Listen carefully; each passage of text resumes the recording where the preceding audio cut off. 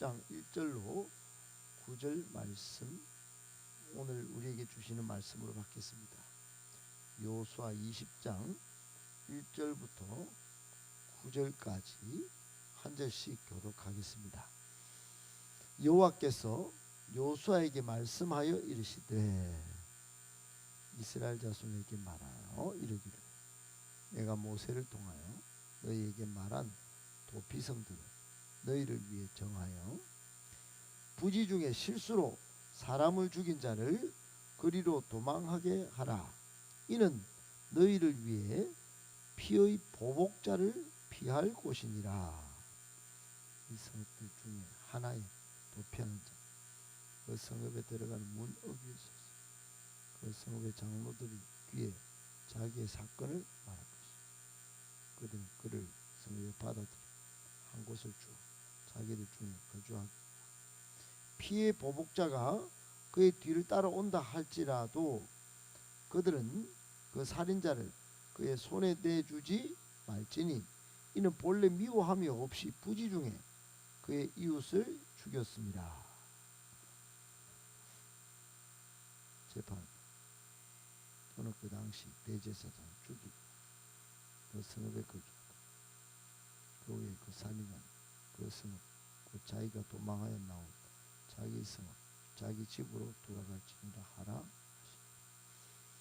이에 그들이 납달리의 산지 갈릴리 게데스와 에브라임 산지의 세겜과 유다 산지의 기럇 아르바 곧 헤브론과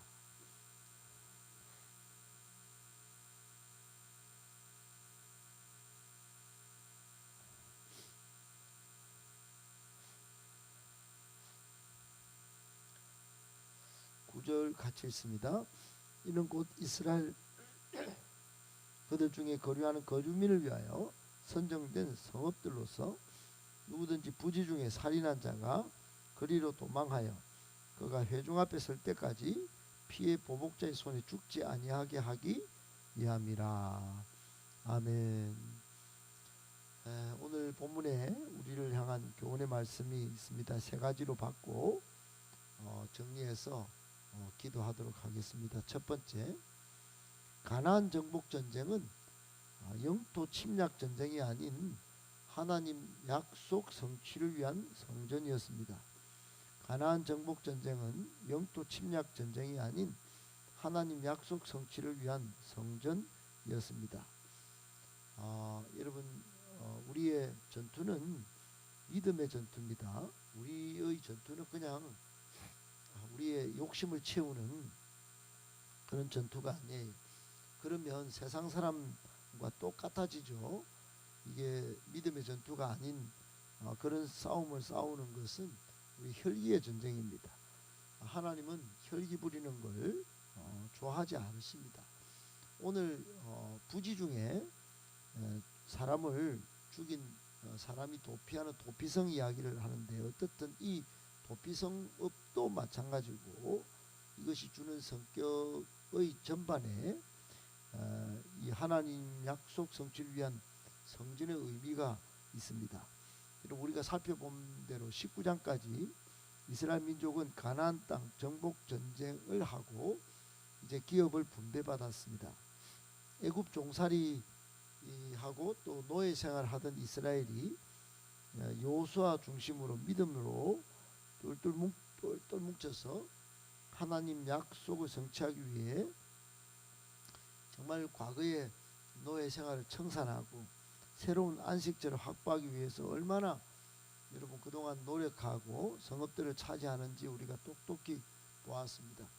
드디어 12지파를 중심으로 이제 공동체를 형성하고 결국 이제 국가의 면모를 갖추기 시작하는 그런 국가가 태동하는 그런 장면을 우리가 본 것입니다. 그런데 이런 과정을 볼 때 많은 사람들이 이거 뭐야, 이거 영토 침략을 하고 사람들을 죽이고 이거 정복 전쟁에 이거 뭐가 좀 이상하지 않나 이러고 오해를 하는 경우가 많습니다. 저도 성경을 처음에 읽을 때 오늘도 피해 보복 이야기지만 가나안 땅을 점령하는데 참 피를 많이 본다. 그리고 사람들이 이렇게 가만히 정주하고 있는 땅에 이스라엘이 들어와서 전쟁을 일으키고 일곱 족속을 몰아내는 이 전쟁 참 좀 거시기하다, 이런 생각을 하고 보았습니다. 믿음으로 안 보고 말이죠. 그러니까 이게 오해가 많이 쌓이는 겁니다. 그러니까 어떤 모 철학 교수는 하나님을 거의 깡패에 비유하는 그런 지경에 이르렀습니다. 그것은 정복 전쟁의 심각한 오해에서 비롯된 해석입니다. 여러분, 영토를 침탈하는 그런 전쟁은 아주 비열한 것이죠. 지금 중국과 러시아가 심심하면 우리나라의 공중 한계선을 지금 침투하고 있습니다. 간을 보는 것 같이 말이죠. 이 대한민국이 어떻게 하나 대응하나 뭐 보면서 굉장히 공군은 지금 긴박한 그런 상황에 처하는 경우가 제법 많습니다. 여러분, 지금 가나안 땅을 향한 이스라엘이 벌인 전쟁은 무자비하게 피만 흘린 전쟁이 아닙니다. 그것은 전적으로 창세기부터 이어지는 하나님이 약속하신 땅, 하나님이 약속하신 땅, 그 땅에 정착하기 위한 전쟁이었습니다. 그러니까 하나님의 약속을 이루기 위한 불가피한 전쟁이었다 하는 겁니다. 불가피한 전쟁. 내가 죽고 내가 사라지고 그러면 하나님의 약속이 이루어지지 않으니 어쩔 수 없이 대적과 싸워야 하는 그런 전쟁이었던 것입니다. 그리고 이런 불가피한 전쟁이 벌어진 그 대상 가나안은 심각하게 극심하게 하나님을 대적했습니다. 그러니까 하나님을 대적하고서야 하나님이 가만둘 리가 없으시죠. 정말로 우상이 아주 우상 숭배가 극심했고 또 퇴폐 문화가 너무 많아가지고 죄를 상식적으로 지었습니다. 이스라엘 백성들이 하나님의 약속의 땅에 들어가서 동화되지 않을 수 없는 그런 5만 가지 죄가 이 가나안 일곱 족속 가운데 있었기 때문에 첫 번째는 약속 성취를 위한 믿음의 전쟁이었다면 거룩을 이스라엘 백성들의 거룩을 지켜서 하나님의 백성답게 살게 하려는 거룩 전쟁이 이 전쟁의 성격이었습니다. 그러므로 여러분, 일반적인 전쟁은 땅 일부를 차지하고 협상을 하든지 또 뭐 그렇게 동화되어서 같이 살든지 합니다. 그리고 또 나중에 싸우고 이렇게 하죠. 그러나 하나님은 그렇게 하지 않으셨습니다. 철저히 땅을 정복하게 하셨습니다. 철저히 하나님의 약속을 성취하기 위한 정착 전쟁이고 믿음 전쟁이고 또 거룩을 지키기 위한 전쟁이었으니 철저히 땅을 정복했었어야 합니다. 하나님의 약속이고 명령이었으니 말입니다. 거룩을 지켜내야 할 중차대한 문제였기 때문에 그렇습니다. 그런데 이게 뭐 심각한 후유증을 낳게 되죠. 그것은 하나님의 뜻을 불이행했기 때문입니다. 타협하고 온전히 청산하지 못합니다. 여러분, 첫 번째 받는 우리 교훈은 뭘까요? 우리도 마찬가지입니다. 우리도 지금 주 예수 그리스도의 이름으로 보이지 않는 악, 보이지 않는 죄와 싸우고 있습니다. 하나님의 약속, 이 땅에 하나님의 나라를 세우는 이 믿음의 전쟁을 잘 하고 있는지 질문해 봐야 합니다. 그리고 5만 가지 유혹과 우상 숭배가 극심해져가는 이 죄와 얼마나 잘 싸우고 있는지 여러분 점검해 봐야 합니다. 그러므로 우리는 우리의 힘과 능력을 의지할 것이 아니라 복음의 절대 능력을 의지하고 예수 그리스도의 이름으로 죄가 간영한 이 도시와 이 나라와 온 세계 하나님의 나라를 이루기 위하여 약속의 하나님을 약속하신 하나님의 뜻을 이루어가기 위하여 지금도 깨어 있어야 합니다. 하나님 약속 성취를 위한 성전을 어김없이 잘 싸워야 하는 것입니다. 꼭 기억하고 오늘도 믿음으로 싸워 승리하는 하나님의 약속을 이루는 복된 하루가 되기를 예수님의 이름으로 축복합니다. 아멘. 두 번째, 하나님의 명령에 불순종하고 믿음이 흔들려 타협하면 죄악과 혼돈에 빠집니다. 여러분, 하나님의 명령에 불순종하는 것, 이거는 정말로 우리의 삶에 혼돈을 가져오게 되는 것이죠. 이게 죄악입니다. 그리고 믿음이 흔들려서 죄와 타협하거나 악한 마귀와 뭔가 조금 손을 잡으면 이건 정말 극심한 혼돈에 빠집니다. 에덴 동산에 아담과 하와가 하나님의 명령에 불순종하여 사탄의 유혹에 그냥 믿음이 흔들립니다. 그 즉시로 여러분 에덴 동산은 평화의 땅, 축복의 땅이 아니라 저주의 땅, 갈등의 땅이 되어버립니다. 하나님의 명령에 불순종하니 하나님이 멀어지기 시작하고 그때부터 온 인류는 극심한 죄악과 혼돈에 빠지게 되죠.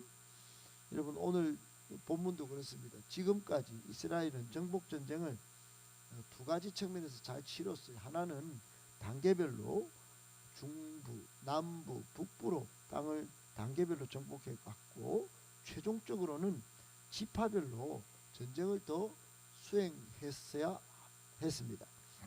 아직 전쟁이 완전히 끝나지 않은 겁니다. 땅은 분배했는데 여러분 지파별로 상대적으로 차이는 있지만 각 지파별로 영토 내에 가나안 족속을 축출했어야 했습니다.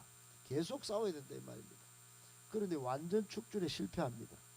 결국 요수아 시대가 1400년경인데 BC 1400년 요수아가 110세로 죽고 나서 이제 400년 언저리 극심한 혼란에 빠집니다. 여러분 이 요수아 후에 성경이 사사기죠.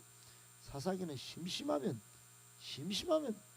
이 가나안 7 족속이 침투를 하게 됩니다.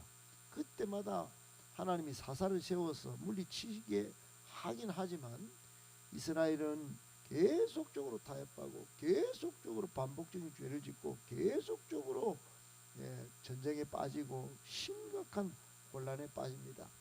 결국 400년이 지난 다윗 시대에 1000년인데 그러니까 약 400년 동안 그렇게 가나안 족속과 지역 내에 함께 동거하면서 사사시대 전반에 정말로 심각한 죄와 혼돈에 빠져서 생고생하게 됩니다.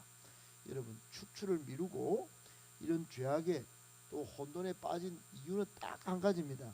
하나님에 대한 신앙이 결핍되었거나 불순종했기 때문입니다.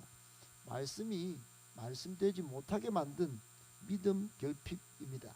그러니까 하나님의 약속의 말씀을 철저히 믿고 따라서 완전 축출에 성공했어야 하는데 그만 믿음이 흔들려서 죄악된 가나안과 타협해버린 것입니다. 여러분 지금 이 시대도 마찬가지입니다. 이 세상은 죄악된 가나안과 똑같아요. 우리가 적당히 그렇게 살아가면 살아갈 수가 없습니다. 눈만 뜨면 죄악입니다. 눈만 뜨면 바이러스예요. 눈만 뜨면 영적인 바이러스가 우리 코에 우리 호흡기관을 타고 들어와서 A형 독감도 지금 독감이 얼마나 위험한지요. 그렇게 들어오는 겁니다. 여러분 주변의 죄악 요소가 한두 가지가 아닙니다. 하나님은 부단히 영적 전쟁을 권면하고 계십니다. 피 흘리기까지 싸우라고 말씀하십니다. 능히 우리가 우리 힘으로 능으로 안 되니 예수 그리스도 이름으로 사탄과 싸워야 합니다. 하나님이 약속하신 땅끝까지 복음을 전해야 합니다. 꼭 기억하시고 여러분 믿음이 흔들려 타협하면 죄악과 혼돈에 빠진다는 사실을 꼭 기억하고 오늘도 깨어서 믿음의 전쟁을 잘 싸워서 하나님의 뜻을 이룰 수 있는 우리 모두가 되시길 예수님의 이름으로 축복합니다. 아멘. 마지막 세 번째, 참 구원의 도피성은 예수 그리스도이십니다. 참 구원의 도피성은 예수 그리스도이십니다. 여러분 오늘 20장은 도피성 제도를 마련하여 시행하는 장면입니다.